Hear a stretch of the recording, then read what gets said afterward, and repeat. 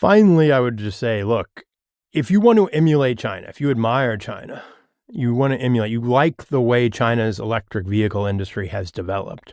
It did not develop just by throwing the doors open. It did not develop without industrial policy. China's EV industry developed behind some of the highest tariffs in the world at the time, 25%. Huge local preference. Chinese-made battery, ideally from a Chinese company. Chinese-made car, could be a Tesla, but it was going to be Tesla made in China with 90% Chinese content. And then an awful lot of local government support. There are stories of entire factories being built, not by the company, but by the local government to the specifications of the company. So there's a story of protection and industrial policy that leads to the creation of this sector. You throw your doors open to China, you're going to get the cheap cars, but you're not going to get the EV industry. 大家好，这里是华人看世界 CNView 频道。今天我们要聊的是正在重塑全球经济与地缘政治的中国冲击2.0。过去，中国曾凭借家具、服装和家电等低端制造业成为世界工厂，而如今电动汽车、电池、太阳能电池板，甚至人工智能和开源模型，都开始站上技术前沿。中国制造究竟是凭借产业链、政策扶持和规模竞争实现了逆袭，还是正在以巨大的产能和贸易顺差挤压欧美的制造业空间？从德国汽车工业的困境到美国关税政策的反复，再到稀土、芯片和供应链可能被武器化。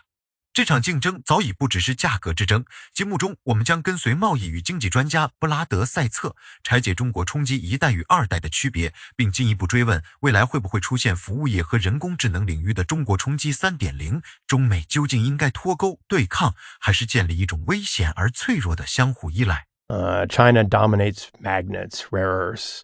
If you want those magnets, you want those rare earths, you better not tear off China. You better say nice things about China. You better not you better not do what Japan did and say you're going to come to Taiwan's defense if something were to happen. You kind of need to respect China if you want access to their supply chain. That's kind of the argument that they are making. That kind of dependence scares people.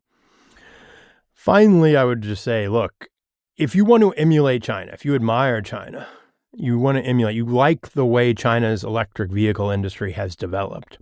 It did not develop just by throwing the doors open. It did not develop without industrial policy. China's EV industry developed behind some of the highest tariffs in the world at the time, 25%. Huge local preference. Chinese-made battery, ideally from a Chinese company. Chinese-made car, could be a Tesla, but it was going to be Tesla made in China with 90% Chinese content. And then an awful lot of local government support. There are stories of entire factories being built, not by the company, but by the local government to the specifications of the company. So there's a story of protection and industrial policy that leads to the creation of this sector. You throw your doors open to China, you're going to get the cheap cars, but you're not going to get the EV industry. And I think many countries are reluctant to just cede more industrial ground to China. There is something a little strange about Trump's first term, because the first term, 2017, 2018, it's like the U.S. political system reacted to the China shock 5 to 10 years after the first China shock happened. So the timing was maybe strange, but a lot of the policy direction, I would agree, was more or less right. I think it was right to broadly say that the WTO rules, which were thought to be constraining China, had become a constraint on ourselves. China was really good at finding ways of achieving outcomes by living on the edge of the rules. I think the targeted first wave of tariffs were actually sort of in sectors where it was reasonable, generally speaking, to have tariffs. And you're talking here in the first term. First term, yeah. So like in the first term, the tariffs were basically on China. In the second term, the tariffs were basically on everyone. And I am much more comfortable with putting tariffs on China, particularly now because, China's economy has shifted dramatically and become much more export-oriented, much more of a competitive threat now than it was then. So I think Trump 1 got that bit right. Like Bob Lighthizer, the United States Trade Representative in Trump's first term, was sort of the first step of moving us from the WTO consensus to a world of reciprocal interdependence, supply chain vulnerability, supply chain warfare, concerns about a world where everything is using a more militarized vocabulary, even around economic exchange. Trump 1 was still pretty unilateral. There's a famous story, I think, in another newspaper where President Macron asked, well, maybe we should negotiate something together. So they're negotiating phase 1, the deal. And President Trump was like, no.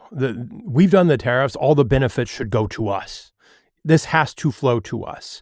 And so there was an element in the first term of unilateralism, which obviously becomes unilateral. It also included semiconductors. Mm-hmm.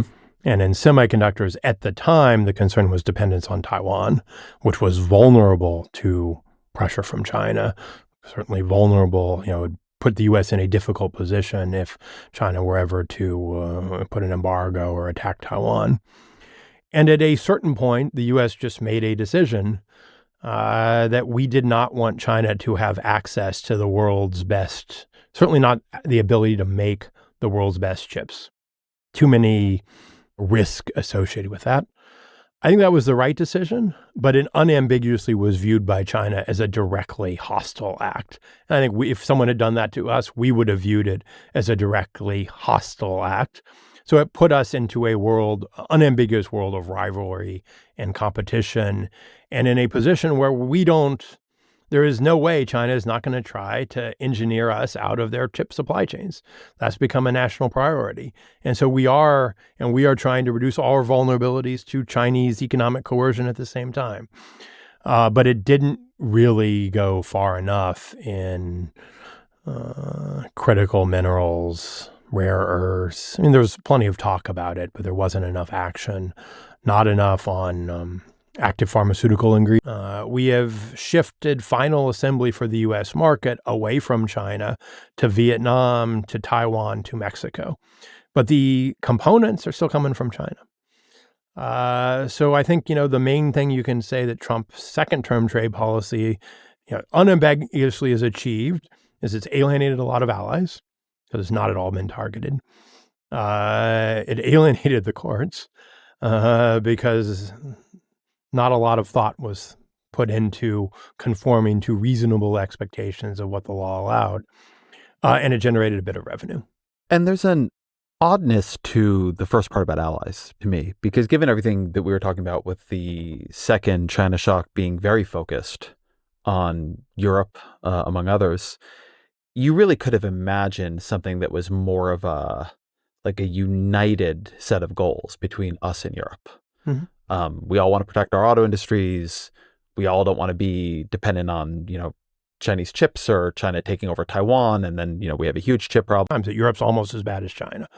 Allies, not how he thinks of the world. Xi, great leader. We should be doing deals with Xi. A bunch of European leaders, not great leaders. They've allowed themselves to have their hands tied by the European Union. Real leaders like Xi, like Trump, don't allow their hands to be tied by supranational institutions, just kind of disdain. And so he missed an opportunity to explore if Europe was willing to join the U.S. in some kind of economic alliance, North America plus Europe, a North Atlantic alliance. It wouldn't be called against China, but it would effectively be an alliance to create a bigger market outside of China with sometimes common barriers to China that would, have allied scale, would be big enough that it would easily support a competitive EV industry that didn't rely on Chinese parts. Great military powers now, great economic powers that are rivals, not allies, can coexist. You cannot supply chain restrict me because I can supply chain restrict you, and we can deter each other. You apply strategic and military concepts around deterrence. So it's a vision that allows trade, but it's kind of hostile trade, so to speak, where you're always worried that that interdependence is shifting towards dependence, particularly because Xi has said that his goal is dependence. He wants the world to rely on Chinese supply chains. Arguably, that's one theory he has about how he could achieve victory in Taiwan without actually fighting. Everyone needs us so much they can't react, can't respond. The other vision is a vision where, okay, either fully split off into rival blocks. China has its EV ecosystem. The US and Europe, our bloc has its own EV ecosystem, own battery supply chains, own battery chemical supply chains, own EV companies, own EV designs. China has its. There's a vast part of the world which gets to choose, but they're rival ecosystems that don't have a ton of interdependence. I think you can hive off some of the strategic sectors and do that trade with allies and maintain some trade with China. Always our final question. What are 3 books you'd recommend to the audience? Well, the one book that most shaped my own understanding of China is an old book, actually. It's by a friend of mine, Richard McGregor, long-time Beijing correspondent for the Financial Times, who wrote a book called The Party. And he really showed that you can't understand modern China without understanding the modern Chinese Communist Party. And, vivid scenes with like red telephones where, your special party line where you get the instructions if you're the CEO of a big company about what you should be doing. Second book is another old book, actually. It's called The Volatility Machine by Michael Pettis. It is a thin book. It is not an easy read. It is actually not even about China, even though Pettis is now very well known for his work on China. 如果把这期内容浓缩成一句话，那就是中国制造业的崛起已经不再只是改变商品价格和贸易流向，而是在重新定义全球经济竞争的规则，也在重新塑造各国的安全观、产业观和政治选择。过去所说的第一次中国冲击更多发生在家具、服装、家电等中低端制造领域，那些产业虽然关系到大量就业，也深刻影响着美国南部和中西部许多城镇，但在当时的主流判断中，它们并不代表未来。人们相信工厂关闭之后，劳动力可以转移到出口行业或者服务业，消费者则能够享受更便宜的商品。可是现实证明，产业退出从来不是一个简单的经济学公式，工厂倒闭减少的不只是岗位，还会带走商店、餐馆、房地产和地方税收，最终让整个社区失去活力，甚至引发社会心理和政治立场的长期变化。而今天面对的第二次中国冲击性质已经完全不同。中国正在进入电动汽车、电池、太阳能设备、机械制造乃至人工智能和开源模型等技术前沿领域。过去，很多发达国家可以安慰自己，让出低端产业并不可怕，因为真正重要的创新和高薪岗位仍然掌握在自己手中。但当中国开始在高端制造和数字技术领域形成规模优势时，这种心理上的安全边界就被打破了。这也是为什么电动汽车会成为一个典型案例。一辆电动汽车并不是凭空出现的，它需要完整的汽车制造能力，需要高质量的零部件体系，需要电池、软件、材料、物流和供应链的共同配合。中国先通过合资企业吸收技术和经验，再依靠庞大的本土市场、地方政府的支持、国家银行的信贷以及明确的产业政策，逐步建立起全球最完整的产业链。当产业链形成之后，本土企业开始模仿、竞争和创新，最终从追赶者变成了出口者，甚至成为许多传统汽车强国必须面对的竞争对手。所以，所谓产能过剩，不能只被理解成企业生产太多商品。更深层的问题在于，当一个国内市场无法完全消化的庞大产业体系持续把产品推向全球，而其他国家自身也已经存在大量闲置产能时，竞争就不只是价格竞争，而是产业生存竞争。便宜的汽车、电池和太阳能板当然能够让消费者受益，也有助于降低能源转型的成本。但如果一个国家因此失去完整的制造能力，失去研发机构、熟练工人和产业社区，那么短期的低价可能换来长期的依赖。这期节目反复强调的核心词是供应链依赖。今天的全球化已经不是单纯比较谁的商品更便宜，而是要思考，一旦关键原材料、稀土、磁体、药品前体、芯片设备或者人工智能基础设施被某个国家高度控制，其他国家是否还有替代方案？经济关系一旦和国家安全、军事能力以及外交选择联系在一起，供应链就可能从商业工具变成战略筹码。表面上是买卖关系，背后却可能影响一个国家在危机时刻能否保持自主决策。但这并不意味着所有贸易都必须停止，也不意味着所有产业都要回到完全封闭的状态。真正困难的是划出边界，哪些领域可以继续追求低价和效率，哪些领域必须保留最低限度的本土能力，哪些关键行业需要和盟友共同建设，哪些技术必须限制单方面依赖，完全脱钩成本极高。毫无准备的开放市场同样危险，未来更可能出现的是一种带有竞争、审查和防范的有限互依，是在战略领域建立相对独立的产业生态，同时在普通商品和非敏感领域保留必要的贸易往来。